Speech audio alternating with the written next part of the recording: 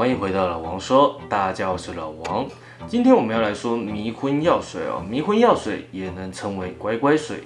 这个药水属于2级管制药品，它无色无味，又容易溶于水中。当不知道的人喝下去，15分钟内就会不省人事，到了隔天还可能完全失忆。一瓶药价1000多元。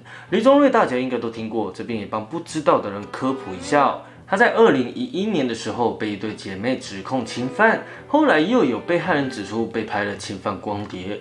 警方调查发现，在1年的时间中，他总共拍了30多名女子。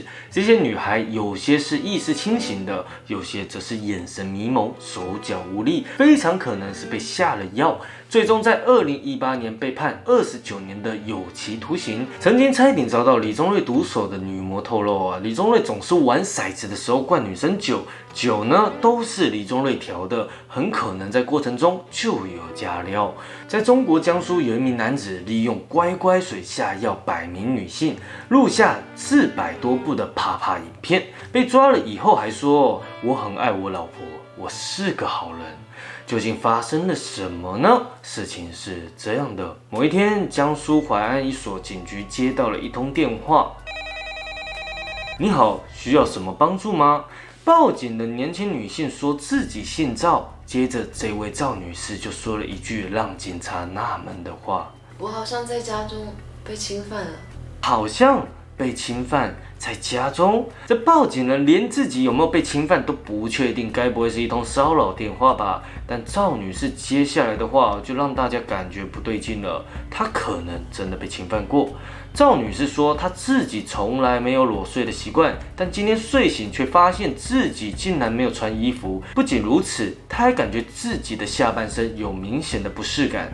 这种种的迹象都可以表明赵女士就是被侵犯了。至于为什么说好像，那是因为赵女士长期一人独居的她检查了家里，没有发现门窗有破损，根本不像有人来过的样子。可是她又能明显感觉到自己身上的异常，所以她只能来求助警方了。警方也是一头雾水但是就算眉头不皱，也能感觉到这件事情并不单纯。于是几名警员很快就来到了赵女士家，想现场勘测一下，看看有没有什么线索。不去不知道，这一去就让警方找到了突破口。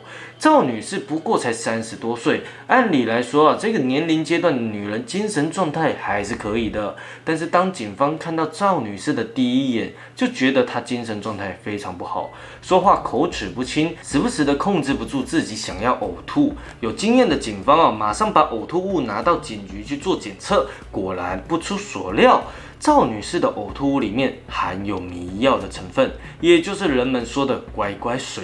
这基本就可以确定赵女士确实被侵犯了。因为迷药的原因，所以她什么都不知道，只是靠感觉才推断出自己可能被侵犯了。既然确定赵女士被侵犯了，那么警方就可以立案调查了。而下一步就是筛选犯罪嫌疑人。那么究竟是哪一个人会做出这样过分的事情呢？很快的，警方就在赵女士的帮助下，将目标锁定到了她的一个男网友身上。1989年出生的赵女士，由于丈夫常年在外打工，所以精神空虚的她迷上了一款交友软体。赵女士也告诉警方，自己在不久前曾经在这个软体上认识了一名叫石墨生花的男网友，恰好他们两个都是江苏淮安人。赵女士跟这名男网友在短短的3天时间内，他们的关系就变得非常的亲密。不仅如此，在赵女士模糊的记忆中，2个人甚至还在线下见过面。警方也从赵女士的描述中发现她这个男网友非常奇怪。而随着赵女士透露越来越多她跟男网友见面的细节警方也认为越来越不对劲，迅速将嫌疑锁到了这个男网友身上。接着，赵女士翻出了聊天记录，这名男网友呢曾经给过她自己住家的地址，就这样将地址提供了警方。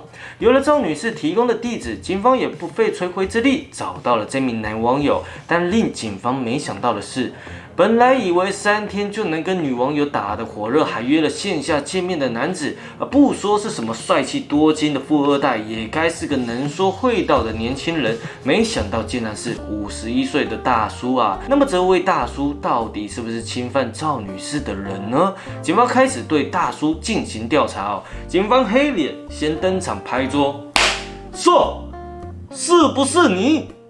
大叔说：“没有啦，我没有侵犯他啦。”警方黑脸笑了：“我有说侵犯他吗？”大叔说：“你阿妈嘞，你敢阴我？”就这样，警方正式逮捕大叔，并且对他的手机和汽车进行调查。这一搜查可不得了啦，他们竟然在大叔的车里面发现了大量的乖乖水，只要喝一点点就能让人头晕、嗜睡、记忆缺失，饮用的人就只能乖乖的任人摆布了。而且它无色无味，不会让喝的人发现异常。警方竟然能在大叔的车里搜出这么多乖乖水，那就说明肯定不只有赵女士这一个受害人。果不其然，警方在检查大叔的手机等设备时，发现了大叔偷拍的女性影片足足有418部。大叔还将每一个影片都分门别类的放在了70多个的资料夹中，受害的女性更是高达100多名。这里面呢，有些女士跟赵女士一样跟大叔在网络中认识，线下见面的时候被迷晕侵犯；有些则是在看穿了大叔的真面目之后，想要逃跑，却被大叔强行侵犯。但是因为大叔拿着他们的影片威胁他们，如果他们敢报警，就把影片传播出去，让他们身败名裂。后来警方调查了赵女士的影片内容，才得知了所有情况。原来在案发当天，大叔以给赵女士送水饺为由，约赵女士线下见面，而2个人聊得很好啊。赵女士没有想太多就赴约了。大叔在赵女士上车前，先在副驾驶喷了喷香水。上车之后，赵女士就感觉不对劲了，车窗上竟然有一个类似摄影机的东西对着她。车速的。开玩笑会探头，对不对？长得很像，长得很像。旁边的大叔就赶紧给他一瓶饮料，然后解释说那个是行车记录器加测速照相机啊。对设备不了解的赵女士听到大叔这么说，也没有想太多就打开饮料喝了几口。过没有多久，赵女士就陷入了昏迷。